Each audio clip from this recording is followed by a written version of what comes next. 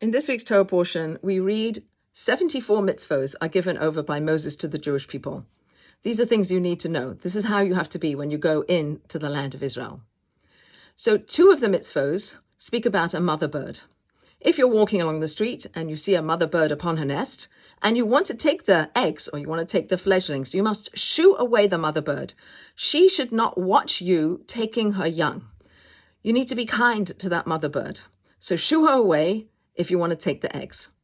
The next mitzvah teaches us that the mother bird upon the nest cannot be used against her. If you want to capture the mother bird and you go up to her when she's sitting on her nest, she will not fly away because she wants to protect her young. She has this inborn love and desire to protect her young, and she will not fly away. Don't use her mother's instinct against her to capture her.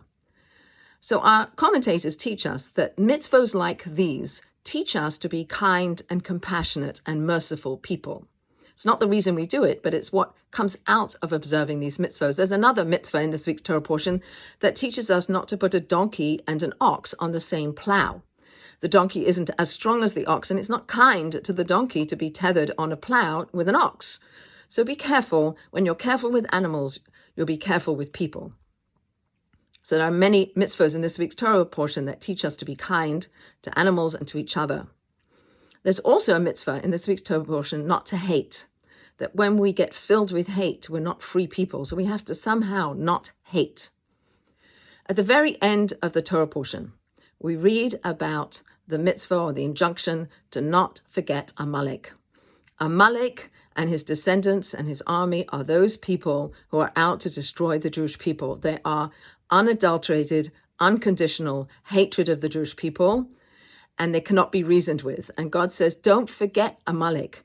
And it says in Exodus that God will be at war with Amalek for all generations. And we're at war with Amalek today.